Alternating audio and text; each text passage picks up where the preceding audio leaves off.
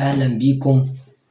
زي ما وعدتكم إن الدرس ده هيكون بدايتنا الحقيقية في إننا نطلع تصميم بالأدوات اللي إحنا أخدناها قبل كده. علشان كده هنعمل تصميم النهاردة، وده هيكون أول تصميم لينا تدريب عملي على الأدوات اللي أخدناها. طبعا مش هنتدرب على كل الأدوات، ولكن أدوات معينة هي اللي هنطبق بيها التصميم بتاعنا. ورغم كده انك هتلاقي نفسك طلعت حاجة كويسة جدا، وحاجة مطلوبة، وحاجة يعني تقدر انك فعلا تعمل منها شغل كويس لو فهمت الفكرة اللي هنعملها. تعالوا بقى ندخل على الفوتوشوب ونشوف ايه المشروع بتاعنا. دلوقتي احنا دخلنا على الفوتوشوب وبدأنا اننا نستعرض التصميم اللي احنا هنعمله. التصميم اللي قدامي ده تصميم بيزنس كارد. التصميم ده أنا عملته بشكل سريع جدا، ولكن راعيت فيه إن يكون شكله بسيط علشان الأدوات اللي نستخدمها تكون بسيطة وما تكونش معقدة، علشان الناس اللي لسه بتبتدي معانا ما تقلقش من الأول. طيب تعالوا نشوف التصميم ده برغم بساطته إلا إنه يعني أنا شايف إن هو شكله كويس. التصميم ده عبارة عن كتابة وبعض اللوجوهات اللي موجودة، ولوجو بسيط كده أنا عملته يعني بشكل سريع، مجرد حاجة توضيحية بس مش أكتر. طيب الكارت ده أو البيزنس كارد ده عبارة عن وش، يعني الوش بتاع الكارت، ولو قلبته في الظهر هتلاقي الظهر بتاعه بالمنظر اللي قدامي بالشكل ده. راعيت ان يكون التصميم بسيط علشان الناس اللي لسه بتبتدي يا جماعة مش عايزين نحبطها في الاول. تصميم بسيط، فكرته بسيطة، وحاجة بسيطة جدا تقدر انك تنفذها في اقل من 5 دقايق، حرفيا 5 دقايق. تابعني بقى علشان نشوف هنصمم ازاي. طيب اول حاجة انا هعملها هنا هي اني هروح افتح تصميم جديد من قائمة فايل هنا كده، وهبدأ أعمل نيو أو كنترول إن من الكيبورد. طيب هتفتح معايا الواجهة بالمنظر ده. سيبك من كل الحاجات اللي هنا وتعالى لي هنا بقى. تعالى لي هنا هتلاقي هنا الاسم. أنا هكتب هنا كده الاسم بتاع الشغل بتاعي، أنا هكتبه الوجه ده. هنعمل الوجه بتاع الكارت في الأول. بعدين هتيجي هنا هيقول لك أنت عايز التصميم مقاسه قد إيه. تيجي الأول في الخانة دي، خلي بالكم يا جماعة مقاسات الطباعة بتكون بالسنتيمتر، مقاسات الطباعة بالسنتيمتر مش بالبكسل ولا البوينت ولا أي حاجة من دول، بتكون بالسنتيمتر. فأول حاجة تحددها معايا هي السنتيمتر. بعدين الستاندرد بتاع مقاس الكارت بيكون 9 سنتي في 5.5. 9 هنا بيقول لك ده الويتس اللي هو العرض، شرحنا الكلام ده بالتفصيل، فأنا هخليه 9. ولاحظ إن أنا عامل سنتيمتر، وهاجي هنا هعمل 5.5، 5.5. لو التصميم انت نسيت وعملت هنا 5.5 وهنا 9 مفيش اي مشكلة، تقدر تبدل من السويتشز دي، تقدر انك تبدله سواء بالطول او بالعرض، ولكن احنا عايزين زي ما التصميم بتاعنا عايزينه يكون بالعرض. طيب 9 في 5.5. الريزولوشن هيكون 300. خلي بالكوا دي مقاسات الطباعة، فتركزوا جدا في الحاجات دي. ريزولوشن 300، ولاحظ قدامها ان هي البكسل لكل انش. خلي بالك لو فتحتها هتلاقي بكسل لكل سنتيمتر، لا احنا عايزينها بكسل لكل انش. طالما طباعة يبقى الالوان هتكون CMYK. الكلام ده شرحناه قبل كده برضو، يبقى الالوان هتكون CMYK. طيب هنا بيقول لي الباك جراوند، لا مش هتفرق كتير، ممكن تخليها وايت وبعدين نبقى نغيرها من جوه، دي اهم الاعدادات. هتبدأ تعمل كرييت. فتح معايا المقاس اللي انا ادخلته. اول حاجة عايزك تعرفها ان قبل ما تصمم اي تصميم للطباعة لازم تراعي ان اثناء القص، اللي لما بعد ما بتطبع وتيجي تتقص، فوارد ان بيجي المقص ياكل حاجة من الجوانب، يعني يقص حاجة من الجوانب. فعشان كده هنعمل حاجة تجنبنا الخطأ ده، وهي انك هتروح على قائمة فيو من فوق، وهتبدأ تختار نيو جايد لاي اوت. هتضغط عليها هتفتح معاك النافذة بالشكل ده. سيب كل ده وتعالى هنا بيقول لك عايز الجايد بتاعي يكون في التوب من فوق، ولا عايزه يكون ليفت من على الشمال، ولا بوتوم من تحت، ولا رايت. انا الصراحه هعمله من كل الاتجاهات. هظلل على كل الخانه دي وهكتب ان انا عايز الجايد بتاعي يكون نص سنتي بوينت 5، واكتب سنتيمتر. خلي بالكم هكتب سنتيمتر، ما تسيبوش كده. ونفس الطريقه في كل الخانات هكتب بوينت 5 سنتيمتر، بوينت 5 سنتيمتر. بعد ما خلصت هتلاحظ ان هو عمل لك جايد في كل الاتجاهات معايا. تضغط اوكي.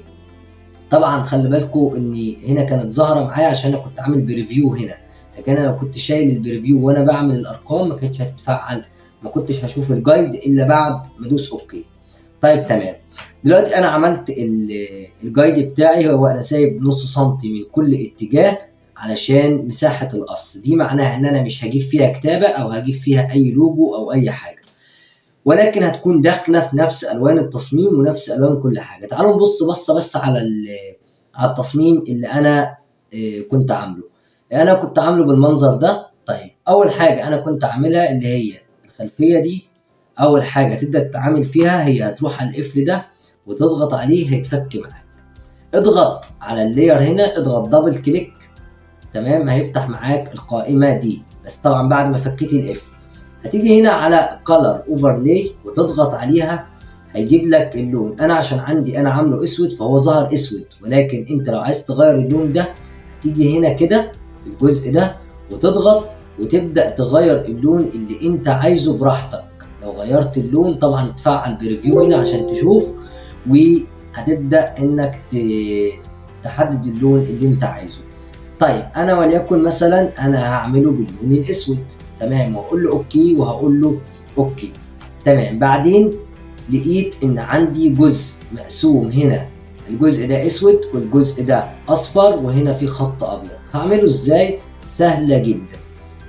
اول حاجه هتروح على اداه البين تول هنا كده، البين تول دي هتختارها وهتيجي هنا كده وهتبدا تشوف انت عايز الخط بتاعك مثلا وليكن مايل من هنا، يبقى هتيجي من هنا كده وتعمل سيلكت على الجزء ده كده بالمنظر ده. بعد ما تخلص هتروح دايس كنترول والانتر من الكيبورد، عمل لك سيلكت على الجزء ده، تمام.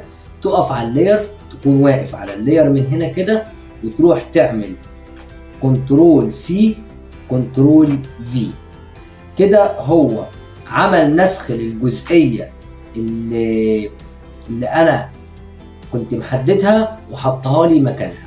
نفس الطريقه هروح هنا على اللاير نفسها اللي هي الجزء بتاعي وعند كولر اوفرلاي وهبدا اختار، هي كانت لونها اصفر فانا هختار اللون الاصفر بالمنظر ده واقول له اوكي. طيب لاحظ معايا ان هنا كان في جزء ابيض اهو، خط ابيض. اعمله ازاي؟ بسيطه جدا. تعالى هنا كده واعمل من نفس اللون الاصفر ده، اضغط على الت من الكيبورد هتلاقي السهم اتحول معاك بالمنظر ده، بقي سهمين. وابدا اضغط كده بس دوس مع الشيفت، دوس شيفت كمان وابدا حرك شويه لقدام. مفيش اي فرق انت ملاحظه لان الاتنين بلون واحد. طيب هتيجي هنا هتلاقي ان الجزء ده فيه لاير جديد ظهر اللي احنا عملناه كوبي. هتضغط عليه دبل كليك وهتروح على كولر اوفرلاي وهتخلي اللون بتاعه تخليه ابيض بالمنظر ده. طيب هو جاي من فوق مفيش مشكله، خد اللاير وانزل بيه لحد ما يظهر معاك الخط ده كده ونزله لتحت ظهر معاك بالمنظر ده. لو شايف ان المسافه دي عريضه شويه ابدا ادخل بالسهم شويه كده، انا بدخل بالسهم اهو، ابدا ادخل بالسهم لحد المسافه ما تتظبط معاك. طيب بعدين انا كنت عامل لوجو بسيط، ده يعني انا عامله سريعا كده. عملته ازاي؟ بسيط جدا. جبت اداة السلكت من هنا، الاداة دي عشان هي مربعة، وجيت في الجزء ده كده وضغطت على الشيفت علشان يديني المربع مظبوط. لاحظوا معايا الارقام ظاهرة اللي هي 154 154 يعني كده المربع مظبوط. بعد ما عملت سلكت وقفت على الجزء اللي هو اللي من فوق ده اللي هو الاصفر ده وعملت كنترول سي كنترول في. طبع معايا المربع او نسخ معايا المربع. هغير لونه مفيش اي مشكله، من كولر اوفرلاي اخلي لونه اسود. اوكي بالمنظر اللي قدام. هبدا اخده كده. طيب هو هنا كان شايفين ان هو مثلث كده، يعني مش مربع، لا انا بسيط. هروح عليه، لاحظ ان في ترانسفورم ظاهر. لو مش ظاهر عندك المربع ده اطلع فوق هنا كده يقول لك شو ترانسفورم، اعمل تشيك هنا. لو مش ظاهر يعني هو كان ممكن يبقى مش ظاهر زي كده بالمنظر اللي قدامي كده، الا لو انا طبعا وقفت عليه فانا هقول له شو ترانسفورم. تقدر على اي نقطة من دول تيجي عليها وتضغط كده يتحدد معاك. لو طلعت بره هتلاقي السهم اتحول معاك، تقدر تلفه. هو هنا بيقول لك ان انت لفيته 45 درجة، خليه 45 درجة بالظبط، يعني زي ما احنا شايفين كده. تمام. بعد ما تخلص دبل كليك عليه عشان تفك الترانسفورم. تمام. طيب نفس المربع هو وهتيجي كنترول جي، هتقول له كنترول جي من الكيبورد، كنترول جي. عمل لي نسخة تانية منه بس هي فوقيها على طول فاحنا مش شايفينها. برضو اعمل من الترانسفورم كده، صغر شوية، صغر بالشيفت. تمام. بنفس المنظر، هم عشان اسود زي بعض فمش باينين. دبل كليك، ولو رحت هنا وغيرت لونه لاحظ معايا من على كولر اوفرلاي وهتيجي هنا. طيب انا عايز اجيب نفس درجة اللون ده.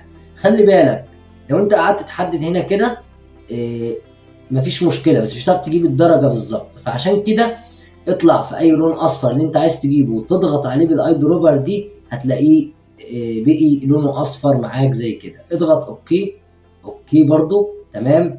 وبأداة الموف تول اللي انا واقف عليها دي كده، وابدأ خده ودخله جوه المربع. طيب عشان الفه نفس الطريقة، هضغط على اي نقطة وبعدين هبدأ الف كده لحد ما يبقى الشكل مظبوط معايا. طيب هو هنا المربع ما كانش مظبوط قوي، فانا ممكن ان انا امسح المربع ده، امسحه، وانا هعمل واحد تاني كنترول جي. تمام. وهبدأ خلي بالكم انا لما ضغطت على الشيفت بوظ معايا الشكل، فعشان كده كويس ان هي ظهرت معايا بوريها لكم. طيب انا ممكن امسح ده واعمل كنترول جي عشان يتنسخ معايا تاني، وبالالت بقى المره دي، وهبدا صغر لجوه. تمام. طيب تمام. اعمل دبل كليك عشان اطلع من الترانسفورم، واعمل هنا كده دبل كليك واروح على كولر اوفرلاي وعلى المربع، وبالاي دروبر زي ما قلنا من شويه بقي معايا المربع بالمنظر اللي قدامي بالشكل ده. طيب تمام. عشان تعمل له روتيت اضغط على اي نقطه وابدا اول ما السهم يتلف معاك ابدا حرك المربع، لف المربع بالشكل ده. تمام. ال 45 درجه. لو عايز تكبره مثلا شويه ممكن انك تكبره بالمنظر اللي تمام. طيب كده انا شايف ان هو شكله كويس زي التصميم بتاعي. تمام. كده ناقص ايه؟ ناقص الكتابه. طيب خلوا بالكم معايا بقى، هنا الكتابه انا حاططها جوه الخطوط اللي قلت عليها من شويه، اللي هي الجايد بتاعتي. ليه؟ عشان لما اجي المطبعه تطبع وبعدين تيجي تقص الكارت، لو قصت من الجزء ده يبقى الكتابه بتاعتي في الامان وفي السليم بعيد عنها خالص. طيب انا كتبت بياناتي، كتبت حاجات خاصه بيا انا، مفيش مشكله. فانت تقدر تكتب اللي انت عايزه، مفيش اي مشكله، براحتك. طيب هنكتب ازاي؟ من اداه التايب تول من هنا كده، اداه التايب تول. تمام. وهتبدا تضغط هنا كده هيبدا ان هو يكتب معاك. انا كتبت رامي زاخر. بعد ما تخلص اضغط انتر من الكيبورد، بس انتر اللي هو جنب الارقام اللي هو على الحافه في الكيبورد، وبعدين بالموف تول هتبدا تحركه.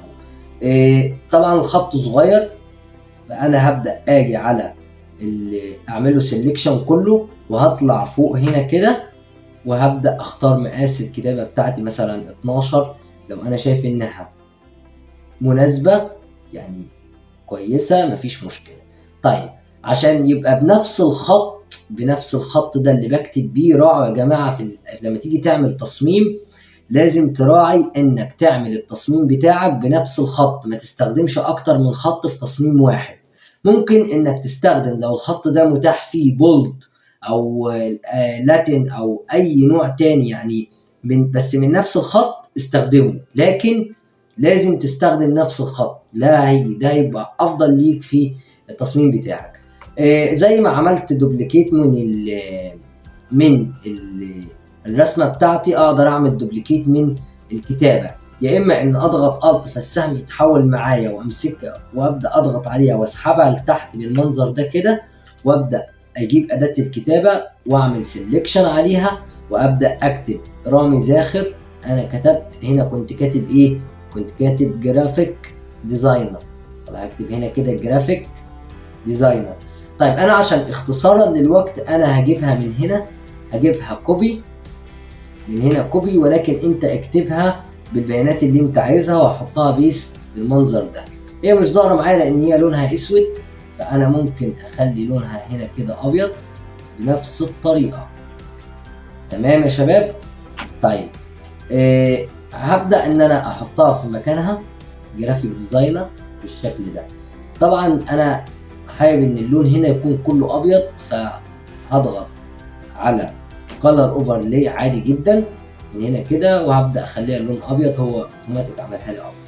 طيب تمام. بعدين كل البيانات دي انا عشان اختصارا للوقت فانا هاخدها كوبي كلها من هنا. تمام.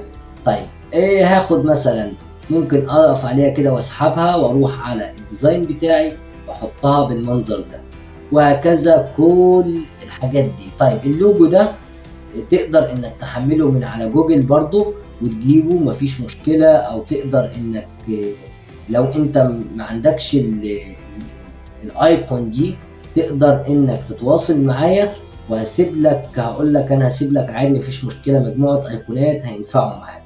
انا هعمل سيلكشن لكل الحاجات دي عشان اختصارا للوقت عشان الفيديو ما يبقاش طويل، والسيلكشن ده انا هعمله عن طريق ان هقف بالموف تول دي، هقف على العنصر بتاعي بالشكل ده وهضغط على الشيفت واضغط على العنصر اللي بعده وهكذا، وبعدين هضغط على الايميل وهضغط على رامي وهضغط على ايجيبت كايرو، وبعدين هسحبهم جمعتهم كلهم وهاخدهم هحطهم هنا كده، اصبح معايا المنظر اللي احنا شايفينه بالشكل ده كده. طبعا لاحظ معايا الاسهم اللي ظهرت في المسافات ما بين الايقون، وبيقول لي المسافه كده قد بعضها 28 بكسل 28 بكسل. طيب تمام. وهنا كده برضو نفس الطريقه، فانا ظبطتها بالمنظر ده، وبكده اكون خلصت الوجه بتاع الديزاين بتاعي. شكل بسيط جدا وما اخدش وقت وبسيط. طيب كده باقي عندي الظهر بتاع التصميم بتاعي بسيط جدا جدا جدا. هتروح على قائمة فايل وهتفتح نيو زي ما عملنا بنفس المقاس، هو 9 سنتيمتر في 5.5 ريزولوشن 300 بكسل لكل انش. المود الكالر مود هتخليه سي ام واي عشان ده طباعة، وهنا برضو مش هتفرق، وهقول له كرييت عمل لي صفحة جديدة. طيب ايه المطلوب هنا؟ الرسمة اللي قدامي نفس اللي عملته في الاول. هاجي هنا افك القفل هضغط عليه وبعدين هضغط دبل كليك على اللاير واروح لكالر اوفرلاي وهقول له انا عايزه لونه يكون اسود واضغط اوكي. طيب تعالوا نشوف هنا كده، هنا عمل لي المنظر ده.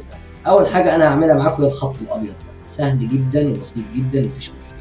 تعال اروح على السلكشن واعمل بالمنظر ده كده، اسحب بدون ما تضغط على اي حاجة من الكيبورد، عمل لي السلكشن في الجزء ده. وانت واقف على اللاير اضغط كنترول سي كنترول في، هو اوتوماتيك عملهولي، بس طبعا ممكن يظهر معاك لون مختلف، فانت بسيطة تقدر تضغط عليه دبل كليك وتغيره من الكالر اوفرلاي مفيش مشكلة. طيب هتبدا تظبطه بقى في المكان اللي انت عايزه، وليكن انا شايف ان هو عريض هنا كده، فانا ممكن اخليه كده كويس. تمام.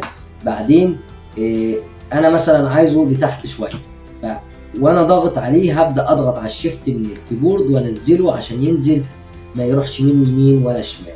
الرسمه اللي بعدها كانت الشكل ده بس مقطوع شويه، برضه بنفس الطريقه هي هجيب السلكشن وهعمل مستطيل بالشكل ده بس كبير شويه، وبالمنظر ده واقف على الخلفيه السوداء اللي هنا، واقول له كنترول سي كنترول في، عمل لي نفس المستطيل. طيب هغير لونه اخليه اصفر، برضو دبل كليك عليه كولر اوفرلاي، وهقول له خليهولي باللون الاصفر.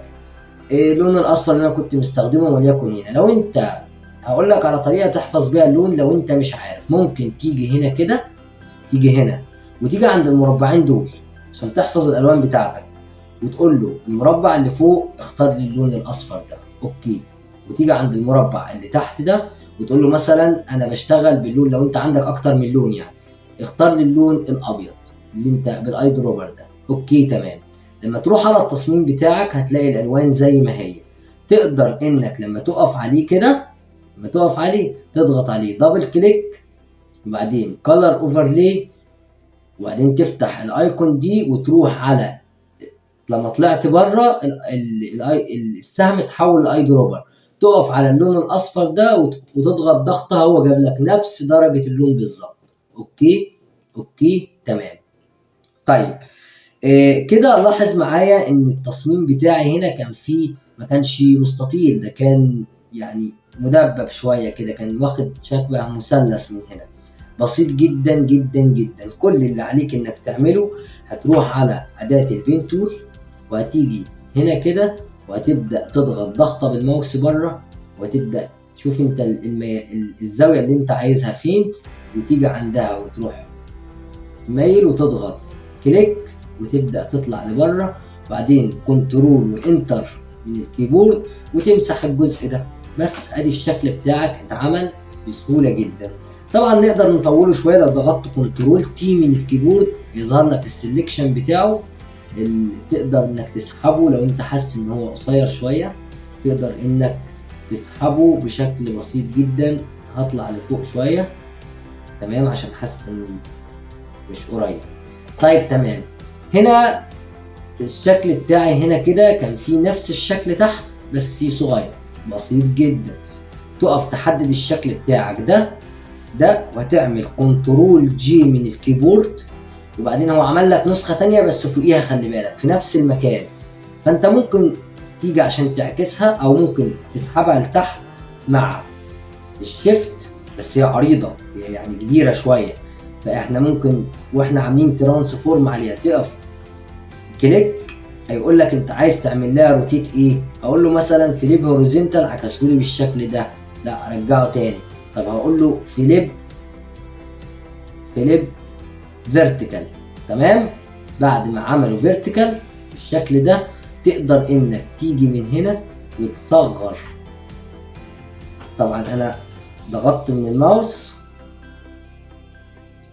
فليب وتضغط دبل كليك تمام، وبعدين هتيجي هنا على الجزء ده وتبدأ انك تصغر وانت ضاغط على الشيفت عشان يحافظ لك على الابعاد شوية، وبعدين تيجي من هنا وتروح مصغره كده، وبعدين تسحبه لتحت شوية في المسافة المناسبة للتصميم بتاعك. طيب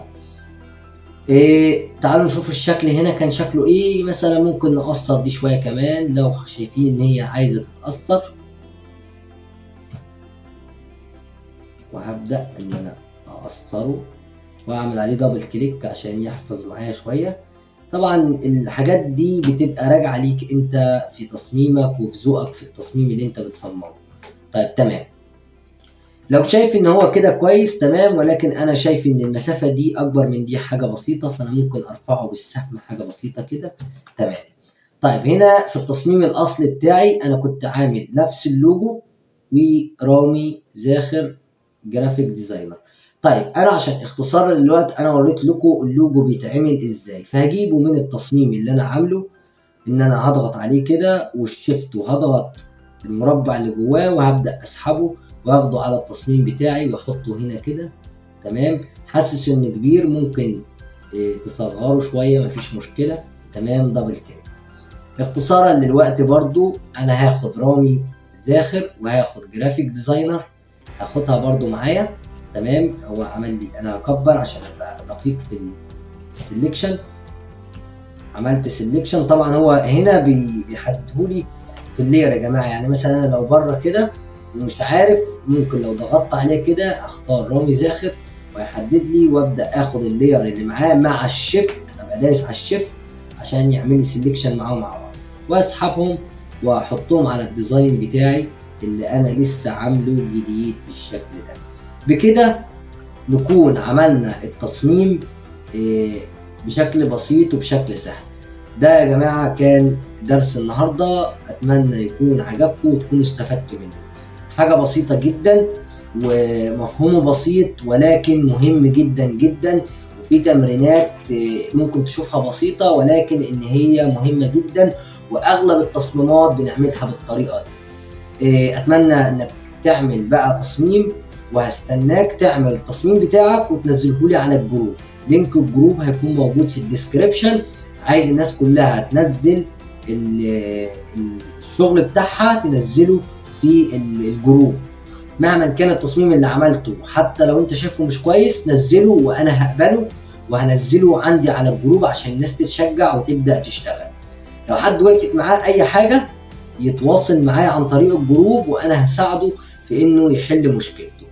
اتمنى بقى لو الدرس عجبك انك تدعمني بقى باللايك وبالاشتراك لو انت اول مره تشوف القناه، وكمان تسيب لي كومنت تقول لي رايك في درس النهارده، وكمان تقول لي لو في حاجه مش فاهمها، تقول لي انا مش فاهم كذا. لو عندك ترشيحات لحاجه معينه، ديزاين معين او اي حاجه، تقدر برضو تتواصل معايا وتطلبها، وان شاء الله هنبدا نصممها مع بعض وهنتعلم لو في حاجه واقفه معايا. ان شاء الله اشوفكم في الفيديو اللي جاي مع درس جديد وتصميم جديد، وهنبدأ نحط بقى لمسات جديدة، هنبدأ نطور نفسنا واحدة واحدة. اشوفكم بخير في الدرس اللي جاي، مع السلامة.